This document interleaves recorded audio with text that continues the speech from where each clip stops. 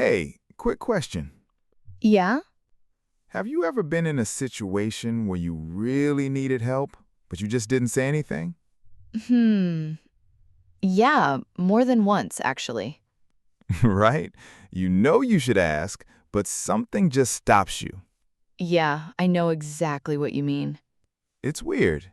You know the words, you know what you want to say, but somehow nothing comes out.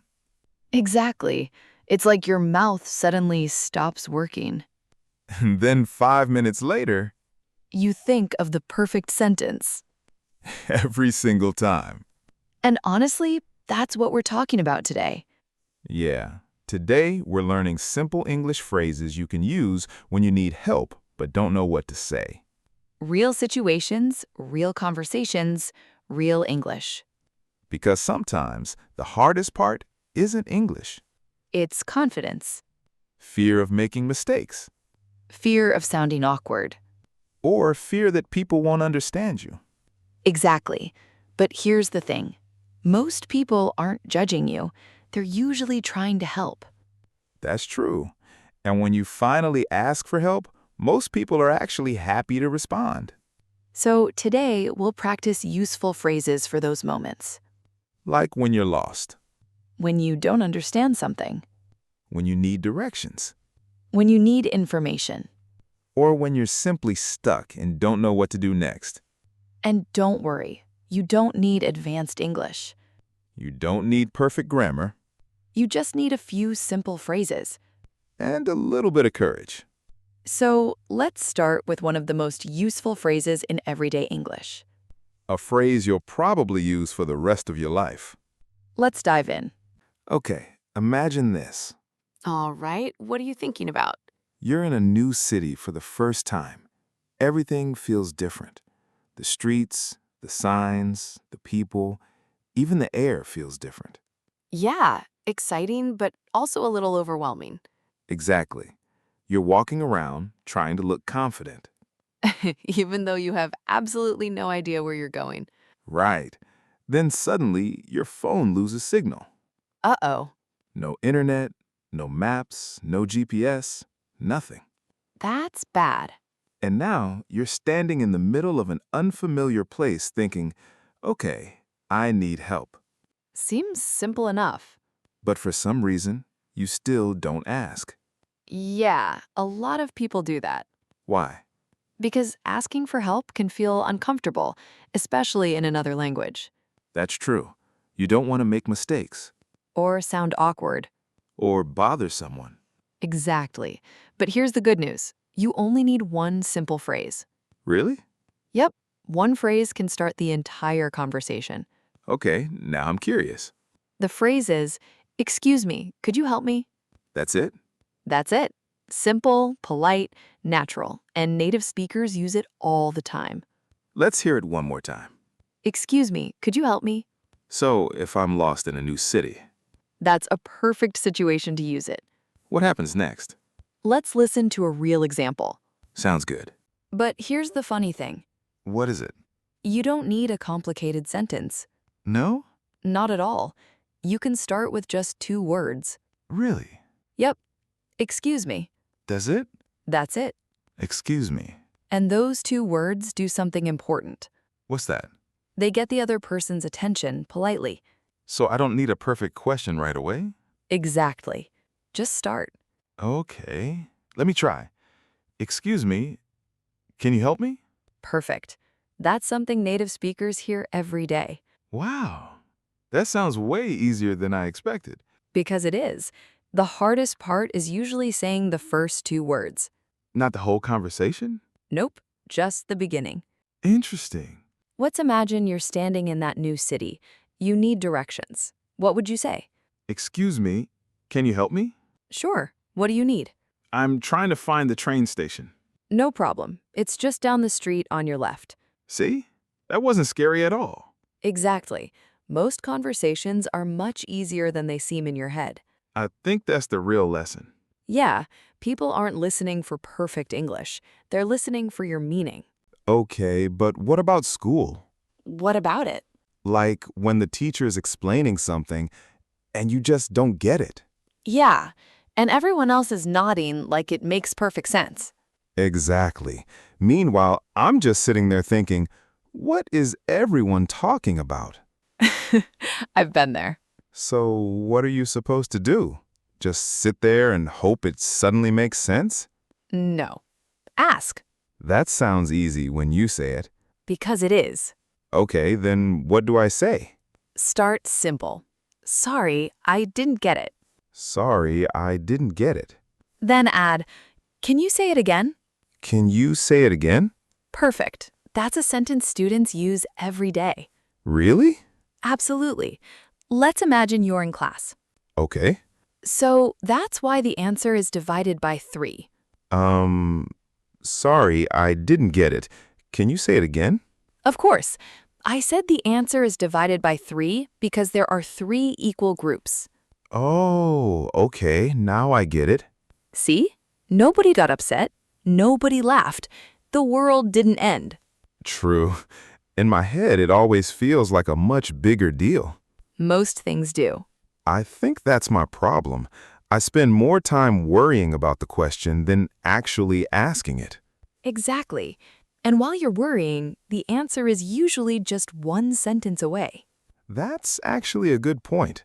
Simple English, simple questions, big results. But honestly, most people still don't say it, Yeah, they don't. even when they know exactly what to say. Right. So maybe it's not really about English. Most of the time it isn't. It feels like something deeper. Yeah.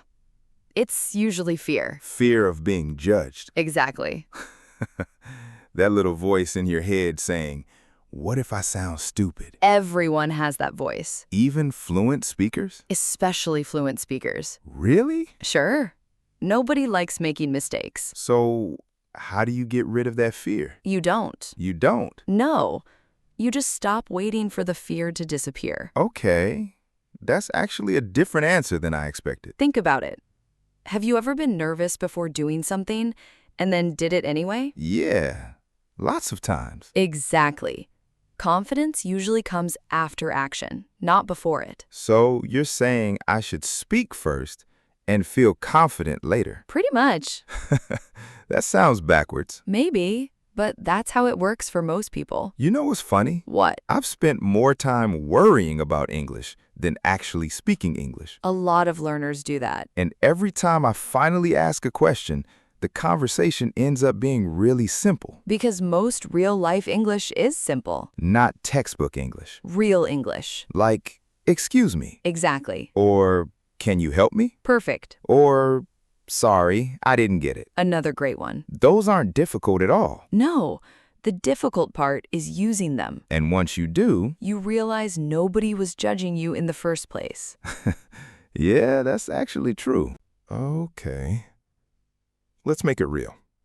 All right. You're in a store. You're looking for something. Maybe coffee, maybe batteries, maybe toothpaste. Something simple. Exactly. You think you'll find it in 10 seconds. And 20 minutes later, you're still looking. Right? You walk around once, then twice, then you start doing that fake confidence walk, Like you totally know what you're doing. even though you're completely lost. We've all done it. So what do? You ask. Okay, but what do I actually say? Simple. Excuse me, where can I find this? Excuse me, where can I find this? Perfect. And then? Let's try it. Okay. Hi, can I help you? Excuse me, where can I find this? Sure. Aisle 7 near the back of the store. Oh, thank you. You're welcome. That's it? That's it. That conversation lasted 5 seconds. Exactly. Most real-life conversations are much shorter than people expect. Yeah, I've definitely done that before.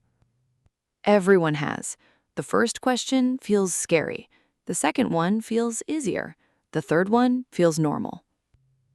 So confidence isn't magic. No, it's usually just practice. One small conversation at a time. Exactly. Okay. Last one. Go on. Imagine someone just moved to Canada. Yeah, that's a big change. Everything feels new. The streets, the people, the stores. Even ordering a coffee feels different. That's true. Small things suddenly feel difficult. So what do they say? At the beginning, I mean. Something simple. Something honest. Like what? I'm new here. Can you help me? I'm new here. Can you help me? Yeah, that's enough. It sounds like such a small sentence. But it's a big step. Because you're admitting you don't know everything. Exactly. And that's not weakness. That's how people learn. I never thought about it that way. Nobody arrives in a new place knowing everything. That's true. Everyone starts somewhere. And everybody needs help sometimes. Exactly. You know, I think that's what this whole conversation has been about. What do you mean? Not perfect English, No, not complicated sentences, definitely not. just being willing to start. Yeah. One simple question. One simple conversation. One small step. And maybe that's enough. Most of the time, it is. So, I guess the whole idea is pretty simple. Yeah. You don't need perfect English, No. Just speak. even if it's messy. Especially if it's messy. That's actually kind of comforting. Good. I always thought I had to wait until I was ready. Most people do. But maybe there is no perfect moment. Not really. You just start. Exactly. One question, One conversation. one small step. That's usually how confidence begins. Yeah, I like that. Well, I think that's enough for today. Me too. If you're listening, try using just one simple English phrase this week. It doesn't have to be perfect. It just has to be real. And remember, every fluent speaker started with simple sentences too. That's a good reminder. All right. We'll see you next time. Take care, everyone. Bye for now.